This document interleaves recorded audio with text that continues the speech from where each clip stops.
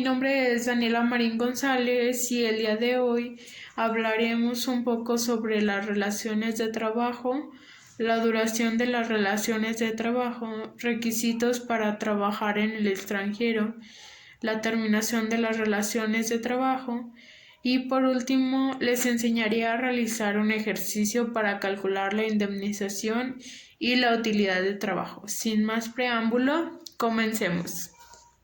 Comenzaré con la definición de relación de trabajo y sus diferentes definiciones y diferencias. Se entiende por relación de trabajo cualquiera que sea el acto que le dé origen a la presentación de un trabajo personal subordinado a una persona mediante el pago de un salario. La duración de las relaciones de trabajo pueden ser para obra o tiempo determinado, por temporada o por tiempo indeterminado. En su caso, podrá ser sujeto a prueba o capacitación inicial. El señalamiento de una obra determinada puede únicamente estipularse cuando lo exija su naturaleza. El señalamiento de un tiempo determinado puede únicamente estipularse. Ahora les mencionaré la definición de los requisitos para contratar trabajadores mexicanos dentro del territorio nacional para laborar en el extranjero. Las condiciones de trabajo se harán constar por escrito y contendrán, además de las estipulaciones del artículo 25 de esta ley, las siguientes. Indicar que los gastos de repartición quedan a cargo del empresario contratante. Las condiciones de vivienda decorosa e higiénica que disfrutará el trabajador mediante arrendamiento o cualquier otra forma. La forma y condición en las que se le otorga al trabajador y de su familia, en su caso, la atención médica correspondiente. Los mecanismos para informar al trabajador acerca de las autoridades consulares y competentes del país donde se prestarán los servicios con el trabajador considere que sus hechos han sido menoscabados al fin de y el trabajador deberán anexar al contrato de trabajo la visa o permiso omitido por las autoridades consulares migratorias del país donde deben presentarse los servicios. Ahora les daré la definición de la suspensión de relación de trabajo. Son causas de suspensión temporal de las obligaciones de presentar el servicio y pagar el salario sin responsabilidad para el trabajador y el patrón. Como primera de las causales tenemos la enfermedad contagiosa del trabajador, la incapacidad temporal ocasionada por un accidente o enfermedad que no constituya a un riesgo de trabajo, la prisión preventiva del trabajador seguida de sentencia absolutoria si el trabajador obró en defensa de la persona o de los intereses del patrón, tendrá la obligación de pagar los salarios que hubiese dejado de percibir aquel. El arresto del trabajador, el cumplimiento de los servicios y el desempeño de los cargos mencionados en el artículo 50 de la Constitución y de las obligaciones consignadas en el artículo 31 de la fracción 3 de esta misma Constitución. La designación de los trabajadores como representantes ante los organismos estatales, la comisión de los salarios mínimos, falta de los documentos que exijan en las leyes y reglamentos necesarios para la prestación de servicios cuando sean imputables al trabajador, la conclusión de la temporada en el caso de los trabajadores contratados bajo esa modalidad y la licencia a que se refiere el artículo 140 bis y la Ley del Seguro Social. La suspensión a que se refiere el artículo 42 surtirá efectos. El artículo 42 bis en los casos en que las autoridades competentes emitan una declaratoria de contingencia sanitaria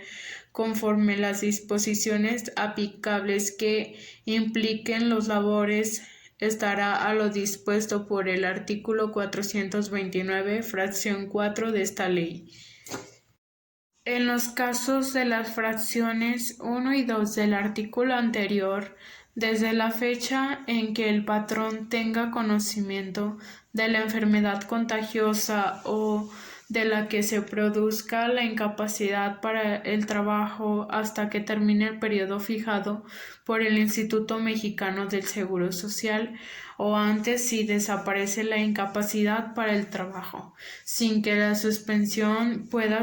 los casos de las fracciones 1 y 2 del artículo anterior desde la fecha en que el patrón tenga conocimiento de la enfermedad contagiosa o de la que se produzca la incapacidad para el trabajo hasta que termine el periodo fijado por el Instituto Mexicano del Seguro Social o antes si desaparece la incapacidad para el trabajo, sin que la suspensión pueda exceder el término fijado en la Ley del Seguro Social para el tratamiento de las enfermedades que no sean consecuencia de un riesgo de trabajo, tratándose de fracción 3 y 4, desde el momento en que el trabajador acredite estar detenido a disposición de la autoridad judicial o administrativa hasta la fecha en que cause ejecutoria la sentencia que lo absuelva o termina el arresto. Si obtiene su libertad provisional, deberá presentarse a trabajar en un plazo de 15 días siguientes a su liberación, salvo que se le siga procesando por delito en contra del patrón o sus compañeros de trabajo. Y pues bueno, en los casos de las fracciones 5 y 6,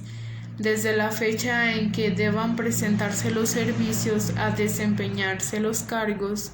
hasta un periodo de 6 años. En el caso de la fracción 7, desde la fecha en que el patrón tenga conocimiento del hecho, hasta por un periodo de 2 meses. En el caso de la fracción 8, desde la fecha de la conclusión de la temporada hasta el inicio de la siguiente. Ahora les hablaré sobre la definición de la terminación de relaciones de trabajo y la explicación de las causales consignadas en el artículo 53 de la Ley Federal del Trabajo y la explicación de los efectos del artículo 54 y 55.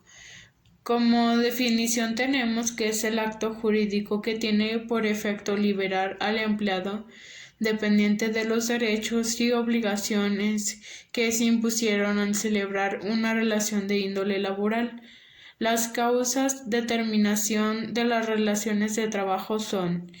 el monto consentimiento de las partes, la muerte del trabajador, la terminación de la obra o vencimiento del término o inversión del capital de conformidad con los artículos 36, 37 y 38, la capacidad física o mental o inhabilidad del trabajador que haga posible.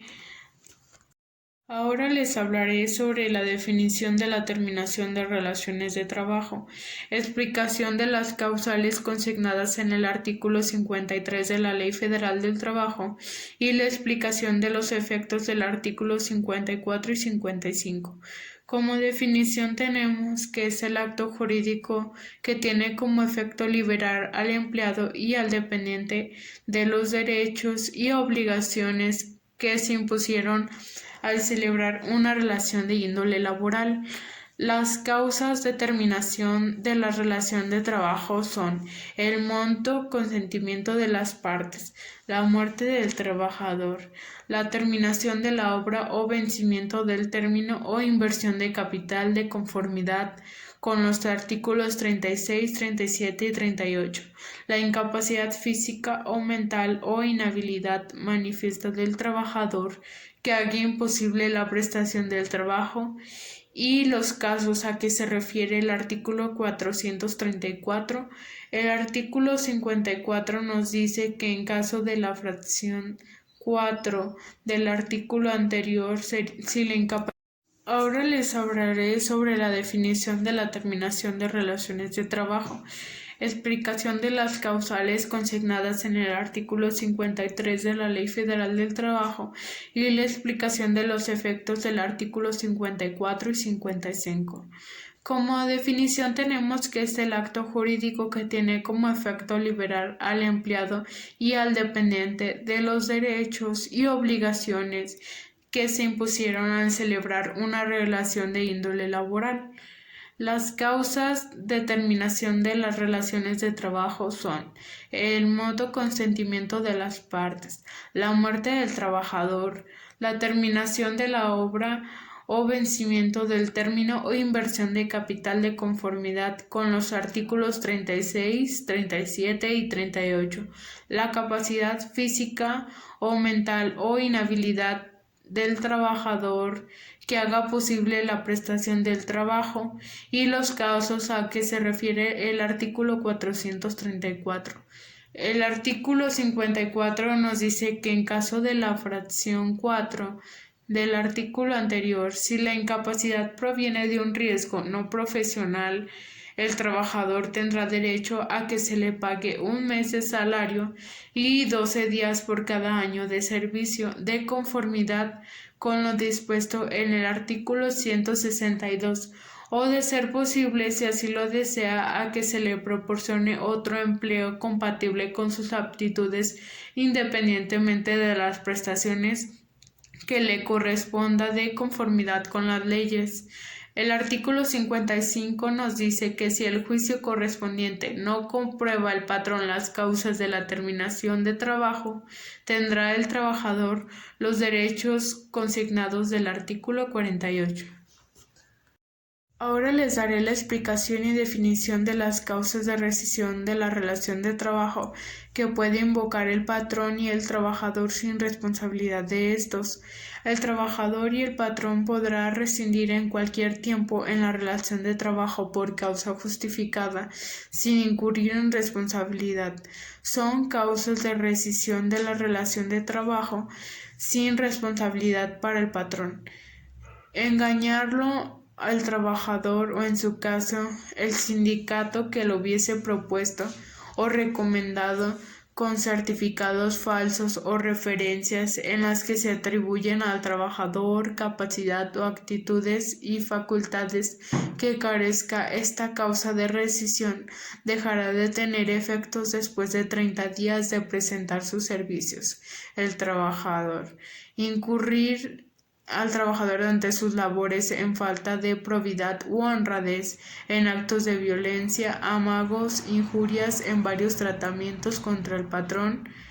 sus familiares, sobre el personal directivo o administrativo de la empresa, o en contra de los clientes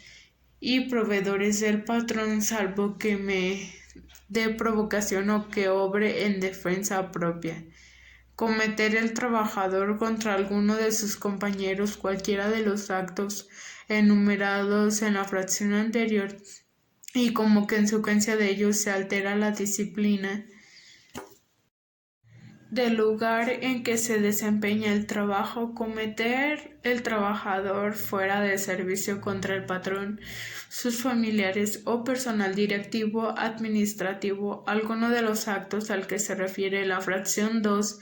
si son de tal manera graves que hagan imposible el incumplimiento de la relación del trabajo. Ocasionar el trabajador intencionalmente el prejuicios materiales durante el desempeño de las labores o con motivo de ellas en los edificios, obras, maquinarias, instrumentos, materias primas y demás objetos relacionados con el trabajo, sean graves sin dolo, pero con negligencia, tal que ella sea la causa única del prejuicio.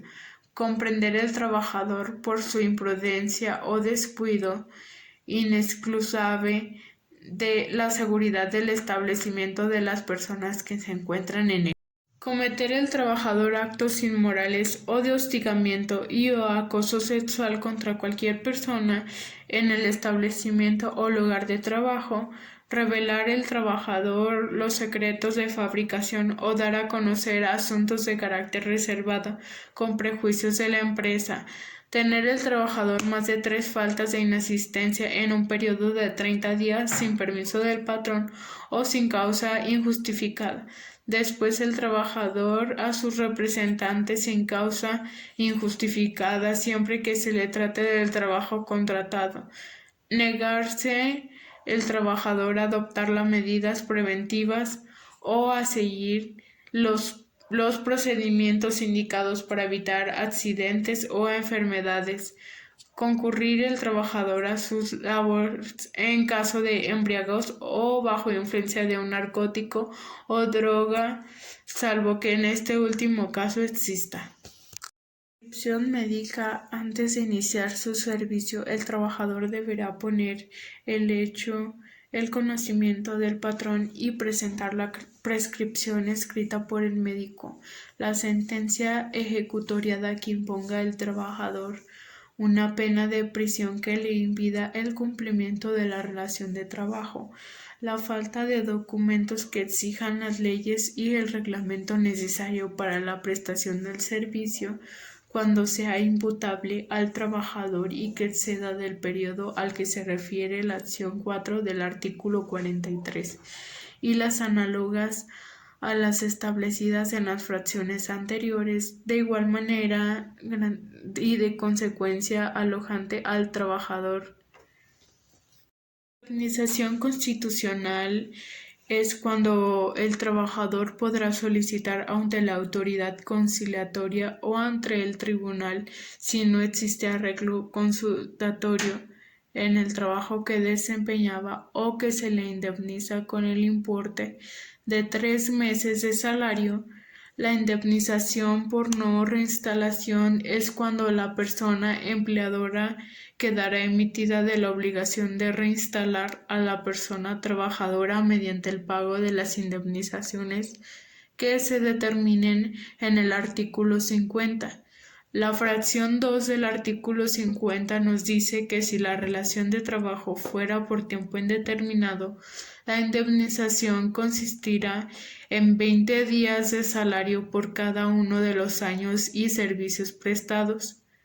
El artículo 133 nos habla respecto a los salarios denegados, que en el último año las indemnizaciones debidas a los trabajadores son preferentes sobre cualquier otro crédito, incluido que los disfruten una ganancia real, fiscales y a favor del Instituto Social sobre los bienes del patrón.